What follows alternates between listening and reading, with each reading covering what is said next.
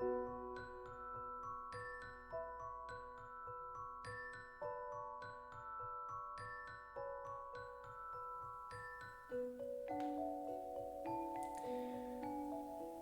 jours après les événements que je viens de raconter, exactement le 2 novembre, je recevais à mon domicile à Paris un télégramme ainsi libellé: Venez au Glandier par le premier train. Apportez revolver. Amitié, Rouletabille. Je vous ai déjà dit, je crois, qu'à cette époque, jeune avocat stagiaire et à peu près dépourvu de cause, je fréquentais le palais plutôt pour me familiariser avec mes devoirs professionnels que pour défendre la veuve et l'orphelin. Je ne pouvais donc m'étonner que Rouletabille disposât ainsi de mon temps, et il savait du reste combien je m'intéressais à ses aventures journalistiques en général, et surtout à l'affaire du Glandier. Je n'avais eu de nouvelles de celle-ci depuis 8 jours que par les innombrables racontards des journaux et par quelques notes très brèves de Rouletabille dans l'Époque. Ces notes avaient divulgué le coup de l'os de mouton et nous avaient appris qu'à l'analyse, les marques laissées sur l'os de mouton s'étaient révélées de sang humain. Il y avait là les traces fraîches du sang de mademoiselle Stangerson. Les traces anciennes provenaient d'autres crimes pouvant remonter à plusieurs années. Vous pensez si l'affaire défrayait la presse du monde entier. Jamais illustre crime n'avait intrigué davantage les esprits. Il me semblait bien cependant que l'instruction n'avançait guère. Aussi, eussé-je été très heureux de l'invitation que me faisait mon ami de venir le rejoindre au Glandier si la dépêche n'avait contenu ces mots: apporter revolver. Voilà qui m'intriguait fort. Si Rouletabille me télégraphiait d'apporter des revolvers, c'est qu'il prévoyait qu'on aurait l'occasion de s'en servir. Or, je l'avoue sans honte, je ne suis point un héros. Mais quoi, il s'agissait ce jour-là d'un ami sûrement dans l'embarras qui m'appelait sans doute à son aide. Je n'hésitai guère. Et après avoir constaté que le seul revolver que je possédais était bien armé, je me dirigeai vers la gare d'Orléans. En route, je pensai qu'un revolver ne faisait qu'une arme, et que la dépêche de Rouletabille réclamait revolver au pluriel. J'entrai chez un armurier et achetai une petite arme excellente que je me faisais une joie d'offrir à mon ami. J'espérais trouver Rouletabille à la gare d'Épinay, mais il n'y était point. Cependant, un cabriolet m'attendait, et je fus bientôt au Glandier. Personne à la grille. Ce n'est que sur le seuil même du château que j'aperçus le jeune homme. Il me saluait d'un geste amical et me recevait aussitôt dans ses bras en me demandant avec effusion des nouvelles de ma santé. Quand nous fûmes dans le petit vieux salon dont j'ai parlé, Rouletabille me fit asseoir et me dit tout de suite: ça va mal. Qu'est-ce qui va mal? Tout. Il se rapprocha de moi et me confia à l'oreille: Frédéric Larsan marche à fond contre M. Robert Darzac. Ceci n'était point pour m'étonner, depuis que j'avais vu le fiancé de mademoiselle Stangerson pâlir devant la trace de ses pas. Cependant, j'observai tout de suite: eh bien, et la canne? La canne, elle est toujours entre les mains de Frédéric Larsan, qui ne la quitte pas. Mais ne fournit-elle pas un alibi à M. Robert Darzac? Pas le moins du monde. M. Darzac, interrogé par moi en douceur, nie avoir acheté ce soir-là, ni aucun autre soir, une canne chez Cassette. Quoi qu'il en soit, fit Rouletabille, je ne jurerai de rien, car M. Darzac a de si étranges silences qu'on ne sait exactement ce qu'il faut penser de ce qu'il dit. Dans l'esprit de Frédéric Larsan, cette canne doit être une bien précieuse canne, une canne à conviction. Mais de quelle façon? car toujours à cause de l'heure de l'achat, elle ne pouvait se trouver entre les mains de l'assassin. L'heure ne gênera pas Larsan. Il n'est pas forcé d'adopter mon système qui commence par introduire l'assassin dans la chambre jaune entre 5 et 6. Qu'est-ce qui l'empêche, lui, de l'y faire pénétrer entre 10 heures et 11 heures du soir? À ce moment, justement, monsieur et mademoiselle Stangerson, aidés du père Jacques, ont procédé à une intéressante expérience de chimie dans cette partie du laboratoire occupée par les fourneaux. Larsan dira que l'assassin s'est glissé derrière eux, tout invraisemblable que cela paraisse. Il l'a déjà fait entendre au juge d'instruction. Quand on le considère de près, ce raisonnement est absurde, attendu que le familier, si familier il y a, devait savoir que le professeur allait bientôt quitter le pavillon, et il y allait de sa sécurité, à lui, familier, de remettre ses opérations après ce départ. Pourquoi aurait-il risqué de traverser le laboratoire pendant que le professeur s'y trouvait? Et puis, quand le familier se serait-il introduit dans le pavillon? Autant de points à élucider avant d'admettre l'imagination de Larsan. Je n'y perdrai pas mon temps, quant à moi, car j'ai un système irréfutable qui ne me permet point de me préoccuper de cette imagination-là. Seulement, comme je suis obligé momentanément de me taire et que Larsan, quelquefois, parle, il se pourrait que tout finît par s'expliquer contre M. Darzac, si je n'étais pas là, ajouta le jeune homme avec orgueil. Car il y a contre ce M. Darzac d'autres signes extérieurs, autrement terribles que cette histoire de canne, qui reste pour moi incompréhensible, d'autant plus incompréhensible que Larsan ne se gêne pas pour se montrer devant M. Darzac avec cette canne, qui aurait appartenu à M. Darzac lui-même. Je comprends beaucoup de choses dans le système de Larsan, mais je ne comprends pas encore la canne. Frédéric Larsan est toujours au château? Oui, il ne l'a guère quitté. Il y couche, comme moi, sur la prière de M. Stangerson. M. Stangerson a fait pour lui ce que M. Robert Darzac a fait pour moi.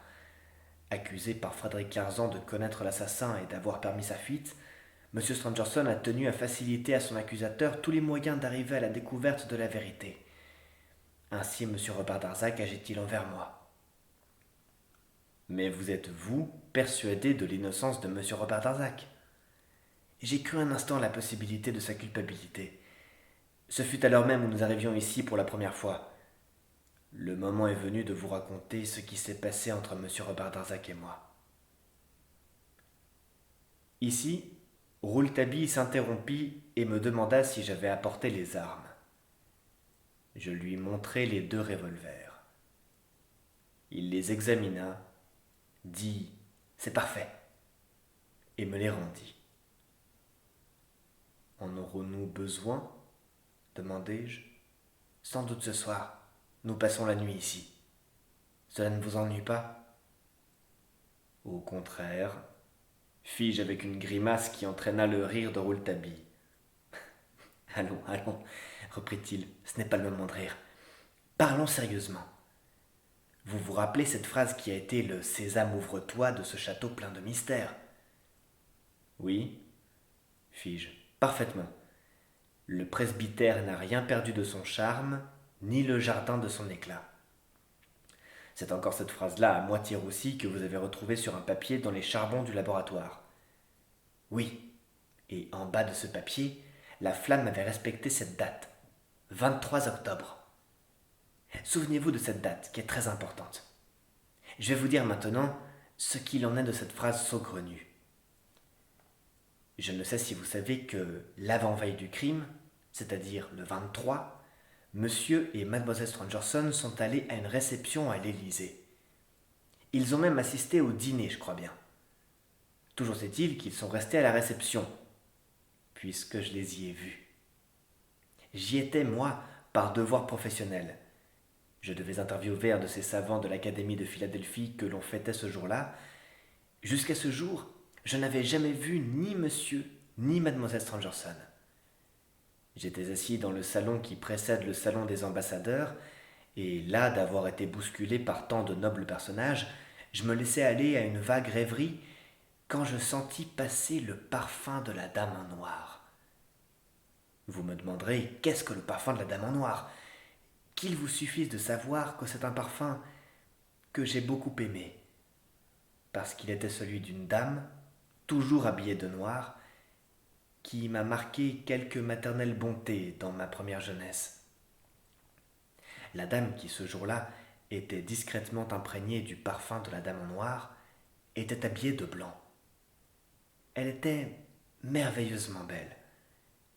Je ne pus m'empêcher de me lever et de la suivre, elle et son parfum. Un homme, un vieillard, donnait le bras à cette beauté.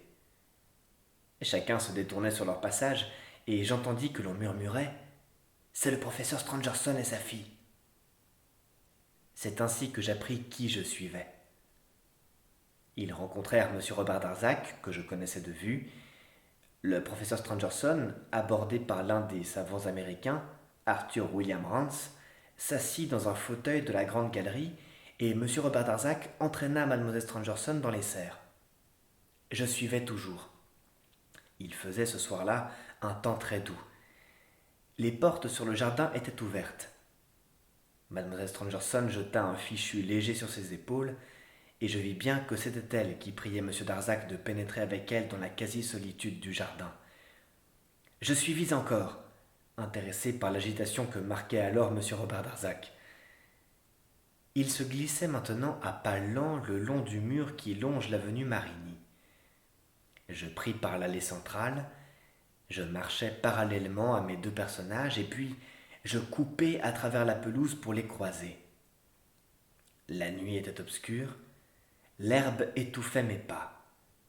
Ils étaient arrêtés dans la clarté vacillante d'un bec de gaz et semblaient, penchés tous les deux sur un papier que tenait Mlle Stangerson, lire quelque chose qui les intéressait fort.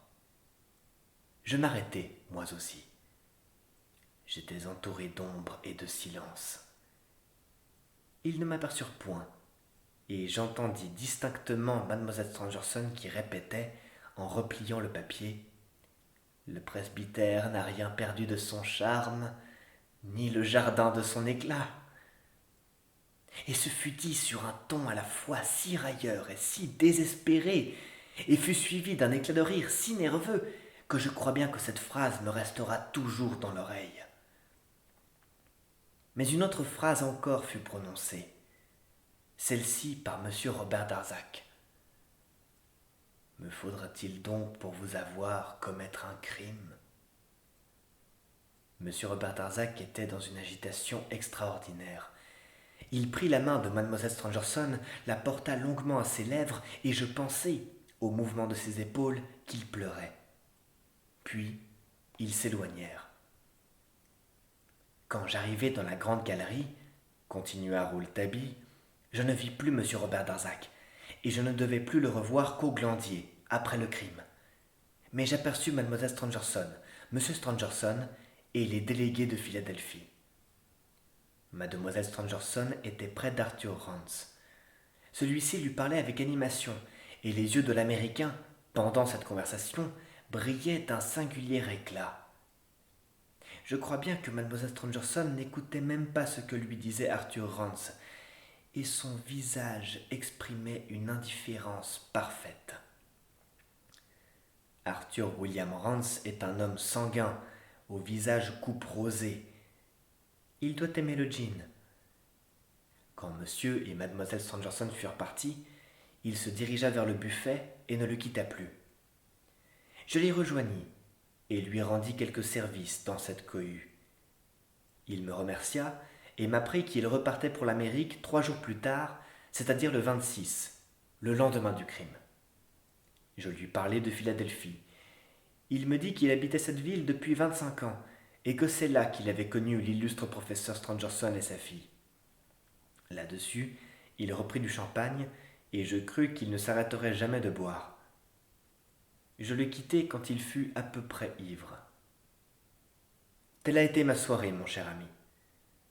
Je ne sais par quelle sorte de précision la double image de M. Robert Darzac et de Mademoiselle Stangerson ne me quitta point de la nuit, et je vous laisse à penser l'effet que me produisit la nouvelle de l'assassinat de Mademoiselle Stangerson.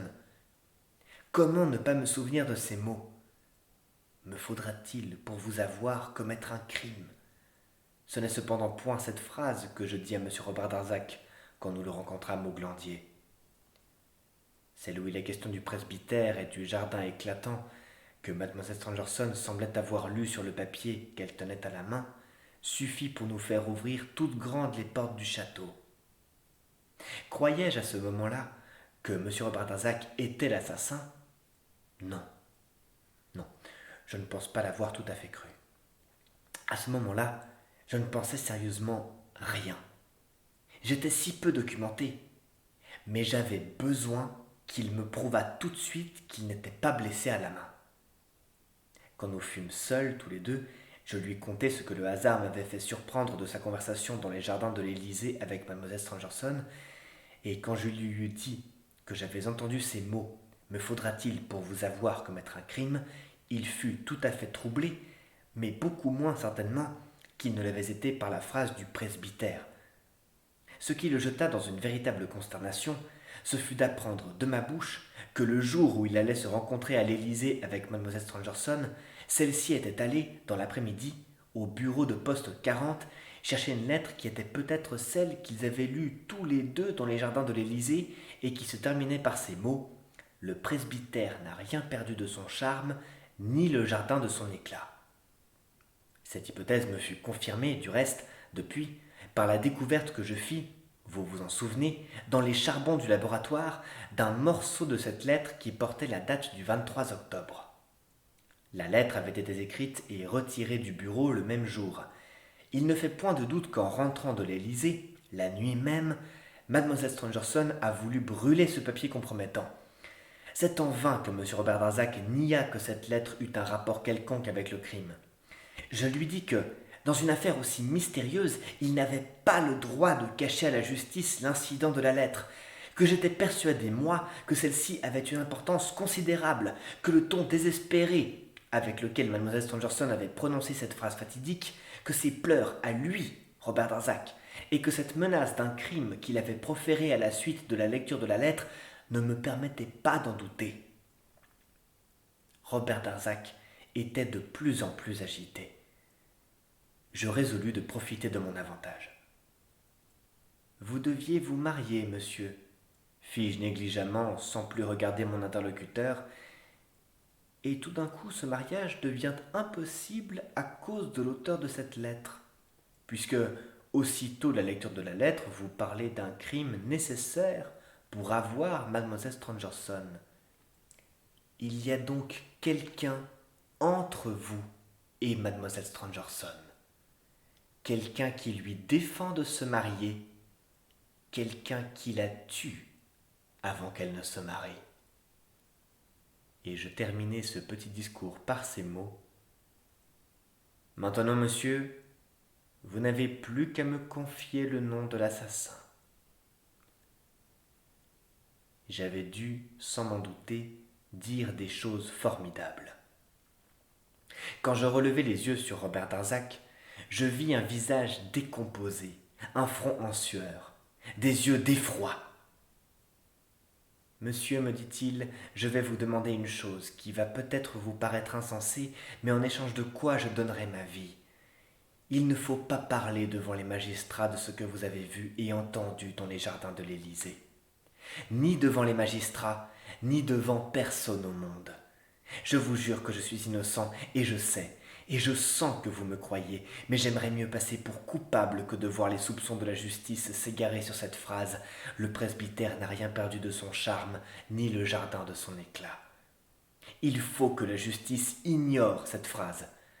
Toute cette affaire vous appartient, monsieur, je vous la donne, mais oubliez la soirée de l'Élysée. Il y aura pour vous 100 autres chemins que celui-là qui vous conduiront à la découverte du criminel. Je vous les ouvrirai, je vous aiderai. Voulez-vous vous installer ici, parler ici en maître, manger, dormir ici, surveiller mes actes et les actes de tous?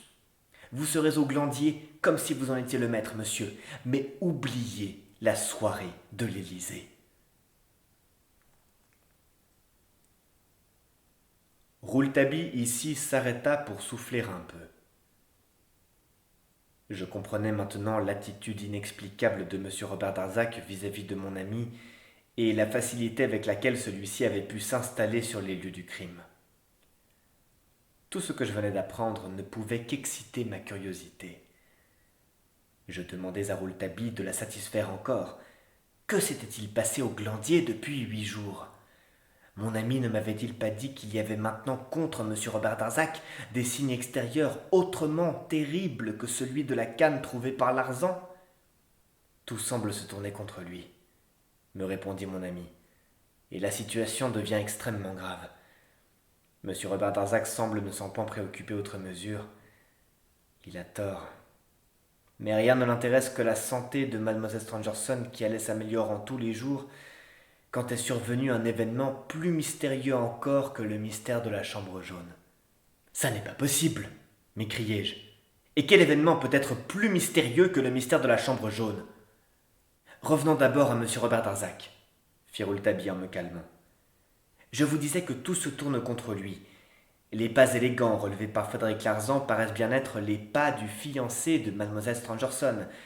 L'empreinte de la bicyclette peut être l'empreinte de sa bicyclette. La chose a été contrôlée. Depuis qu'il avait cette bicyclette, il la laissait toujours au château. Pourquoi l'avoir emportée à Paris justement à ce moment-là? Est-ce qu'il ne devait plus revenir au château? Est-ce que la rupture de son mariage devait entraîner la rupture de ses relations avec les Stangerson? Chacun des intéressés affirme que ces relations devaient continuer. Alors, Frédéric Larzan, lui, croit que tout était rompu. Depuis le jour où Robert Darzac a accompagné Mademoiselle Stangerson au grand magasin de la Louve jusqu'au lendemain du crime, l'ex-fiancé n'est point revenu au Glandier. Se souvenir que Mademoiselle Stangerson a perdu son réticule et la clé à tête de cuivre quand elle était en compagnie de M. Robert Darzac, depuis ce jour jusqu'à la soirée de l'Élysée, le professeur en Sorbonne et Mademoiselle Stangerson ne se sont point vus. Mais ils se sont peut-être écrits. Mademoiselle Stangerson est allée chercher une lettre post-restante au bureau 40, lettre que Frédéric Larzan croit de Robert Darzac. Car Frédéric Larzan, qui ne sait naturellement rien de ce qui s'est passé à l'Élysée, est amené à penser que c'est Robert Darzac lui-même qui a volé le réticule et la clé, dans le dessein de forcer la volonté de Mademoiselle Stangerson en s'appropriant les papiers les plus précieux du père, papiers qu'il aurait restitués sous condition de mariage. Tout cela serait une hypothèse bien douteuse et presque absurde, comme me le disait le grand Fred lui-même, s'il n'y avait pas encore autre chose, et autre chose de beaucoup plus grave. D'abord, chose bizarre, et que je ne parviens pas à m'expliquer, ce serait M. Darzac en personne qui, le 24, serait allé demander la lettre au bureau de poste, lettre qui avait été déjà retirée la veille par Mademoiselle Stangerson. La description de l'homme qui s'est présenté au guichet répond point par point au signalement de M. Robert Darzac. Celui-ci, aux questions qui lui furent posées à titre de simple renseignement par le juge d'instruction, nie qu'il soit allé au bureau de poste. Et moi, je crois M. Robert Darzac. Car, en admettant même que la lettre ait été écrite par lui, ce que je ne pense pas, il savait que Mademoiselle Stangerson l'avait retirée puisqu'il la lui avait vue, cette lettre, entre les mains, dans les jardins de l'Élysée. Ce n'est donc pas lui qui s'est présenté le lendemain 24 au bureau 40 pour demander une lettre qu'il savait n'être plus là. Pour moi, c'est quelqu'un qui lui ressemblait étrangement. Et c'est bien le voleur du réticule qui, dans cette lettre, devait demander quelque chose à la propriétaire du réticule, à Mademoiselle Stangerson, quelque chose qu'il ne vit pas venir. Il dut en être stupéfait, et fut amené à se demander si la lettre qu'il avait expédiée avec cette inscription sur l'enveloppe MATHSN avait été retirée. D'où sa démarche au bureau de poste et l'insistance avec laquelle il réclame la lettre. Puis il s'en va furieux. La lettre a été retirée et pourtant ce qu'il demandait ne lui a pas été accordé. Que demandait-il? Nul ne le sait que Mademoiselle Stangerson. Toujours est-il que le lendemain, on apprenait que Mademoiselle Stangerson avait été quasi assassinée dans la nuit et que je découvrais le surlendemain, moi, que le professeur avait été volé du même coup, grâce à cette clé, objet de la lettre post-restante. Ainsi, il semble bien que l'homme qui est venu au bureau de poste doive être l'assassin, et tout ce raisonnement, des plus logiques en somme. Sur les raisons de la démarche de l'homme au bureau de poste, Frédéric Larsan se l'est tenu, mais en l'appliquant à Robert Darzac. Vous pensez bien que le juge d'instruction, et que Larsan, et que moi-même, nous avons tout fait pour avoir au bureau de poste des détails précis sur le singulier personnage du 24 octobre. Mais on n'a pu savoir d'où il venait, ni où il s'en était allé. En dehors de cette description qui le fait ressembler à M. Robert Darzac, rien. J'ai fait annoncer dans les plus grands journaux. Une forte récompense est promise au cocher qui a conduit un client au bureau de poste 40 dans la matinée du 24 octobre vers les 10 heures. S'adresser à la rédaction de l'époque et demander MR. Ça n'a rien donné. En somme, cet homme est peut-être venu à pied. Mais puisqu'il était pressé, c'était une chance à courir qu'il fût venu en voiture. Je n'ai pas, dans ma note aux journaux, donné la description de l'homme pour que tous les cochers qui pouvaient avoir, vers cette heure-là, conduit un client au bureau 40 vinssent à moi. Il n'en est pas venu un seul. Et je me suis demandé nuit et jour, quel est donc cet homme qui ressemble aussi étrangement à M. Robert Darzac et que je retrouve achetant la canne tombée entre les mains de Frédéric Larsan. Le plus grave de tout est que M. Darzac, qui avait affaire à la même heure, à l'heure où son sosie se présentait au bureau de poste, un cours à la Sorbonne, ne l'a pas fait. Un de ses amis le remplaçait. Et quand on l'interroge sur l'emploi de son temps, il répond qu'il est allé se promener au bois de Boulogne. Qu'est-ce que vous pensez de ce professeur qui se fait remplacer à son cours pour aller se promener au bois de Boulogne? Enfin, il faut que vous sachiez que si M. Robert Darzac avoue s'être allé promener au bois de Boulogne dans la matinée du 24, il ne peut plus donner du tout l'emploi de son temps dans la nuit du 24 au 25. Il a répondu fort paisiblement à Frédéric Larsan, qui lui demandait ce renseignement que ce qu'il faisait de son temps à Paris ne regardait que lui. Sur quoi Frédéric Larsan a juré tout haut qu'il découvrirait bien, lui, sans l'aide de personne, l'emploi de ce temps. Tout cela semble donner quelque corps aux hypothèses du grand Fred. D'autant plus que le fait de Robert Darzac se trouvant dans la chambre jaune pourrait venir corroborer l'explication du policier sur la façon dont l'assassin se serait enfui. M. Stangerson l'aurait laissé passer pour éviter un effroyable scandale. C'est du reste cette hypothèse, que je crois fausse, qui égara Frédéric Larsan, et ceci ne serait point pour me déplaire s'il n'y avait pas un innocent en cause. Maintenant, cette hypothèse égare-t-elle réellement Frédéric Larsan? Voilà. Et Frédéric Larsan a peut-être raison, m'écriai-je, interrompant Rouletabille. Êtes-vous sûr que M. Robert Darzac soit innocent? Il me semble que voilà de bien fâcheuses coïncidences. Les coïncidences, me répondit mon ami, sont les pires ennemis de la vérité. Qu'en pense aujourd'hui le juge d'instruction? Monsieur de Marquet, le juge d'instruction, hésite à découvrir M. Robert Darzac sans aucune preuve certaine. Non seulement il aurait contre lui toute l'opinion publique, sans compter la Sorbonne, mais encore M. Stangerson et Mademoiselle Stangerson. Celle-ci adore M. Robert Darzac. Si peu qu'elle ait vu l'assassin, on ferait croire difficilement au public qu'elle n'eût point reconnu M. Robert Darzac si M. Robert Darzac avait été l'agresseur. La chambre jaune était obscure sans doute, mais une petite veilleuse tout de même l'éclairait, ne l'oubliez pas. Voici, mon ami, où en étaient les choses quand, il y a 3 jours, ou plutôt 3 nuits, survint cet événement inouï dont je vous parlais tout à l'heure.